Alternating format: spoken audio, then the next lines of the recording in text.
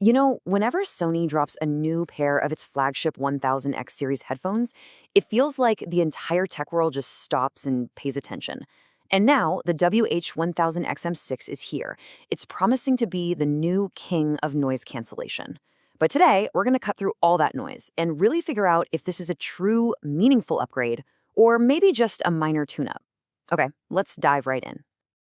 And that really is the million-dollar question, isn't it? I mean, Sony has this legendary reputation they have to uphold.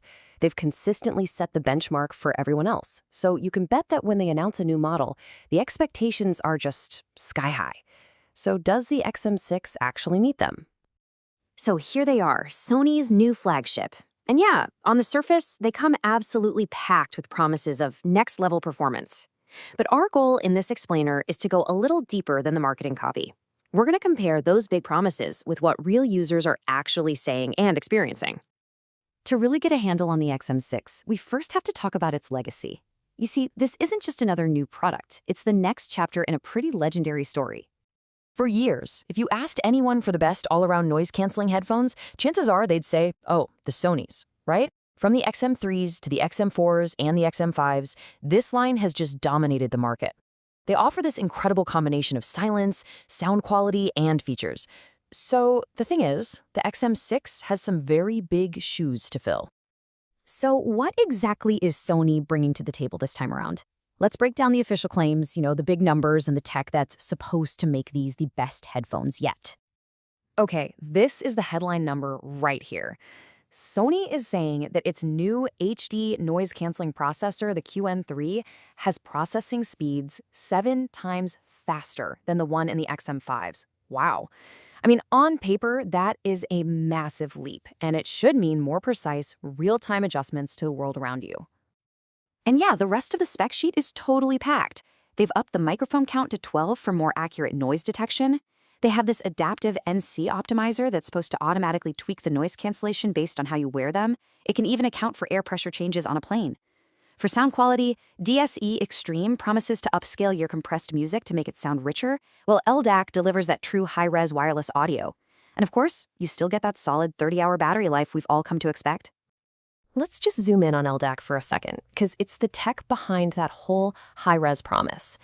To put it simply, it's a special Bluetooth codec that can send about 3 times more data than standard Bluetooth. So for anyone who's serious about audio quality, this means you're getting a much more detailed, richer sound, all wirelessly. It's a huge reason why audiophiles have always loved this series. And this is brilliant. It shows that Sony does listen. Well, sometimes. The XM5s, pretty controversially, got rid of the foldable design. They just swiveled flat, which made them a lot bulkier to travel with. Well, the XM6 brings back that much-loved folding mechanism, making the carrying case smaller and way more travel-friendly. It's a small change, but believe me, it's a very welcome one.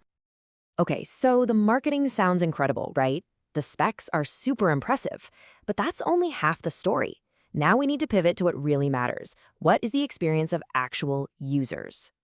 So we dug into all these forums where really passionate owners and audio nerds are having these brutally honest conversations about the XM6. And this is where the hype gets a serious reality check, and the picture becomes, well, a lot more nuanced. All right, let's start with the main event, active noise cancellation, or ANC. Sony is claiming a dramatic leap forward, but the community is basically asking one simple question. Is it? Really?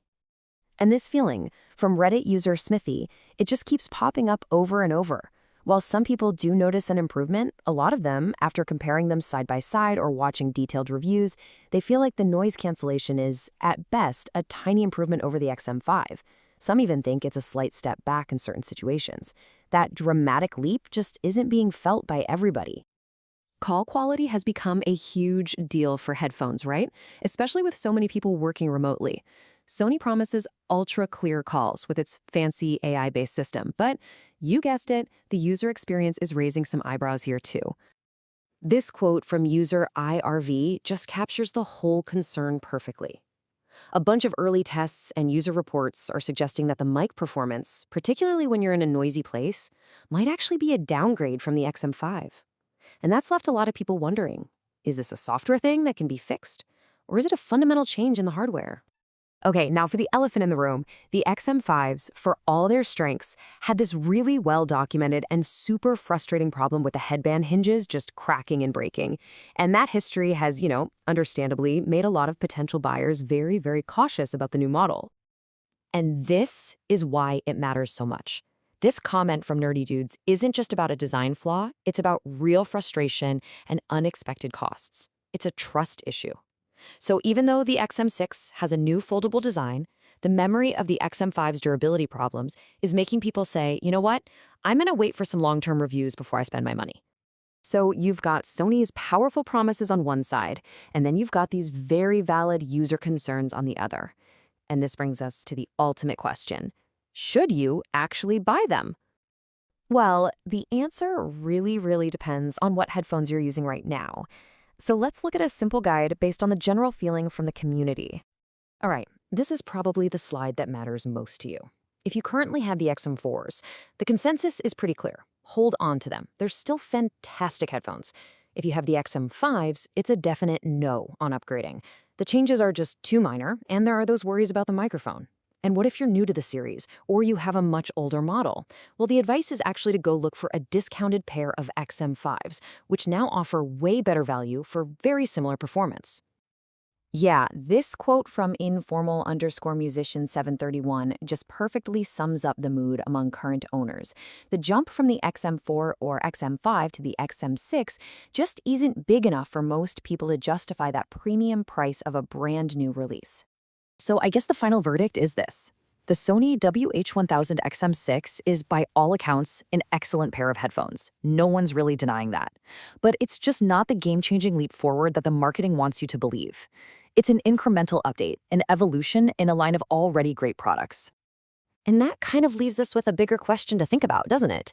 As our technology gets better and better, the improvements from one generation to the next get smaller and smaller. It makes you wonder, what does a company really need to deliver to make that next upgrade feel truly revolutionary and truly worth your money? It's definitely something to think about.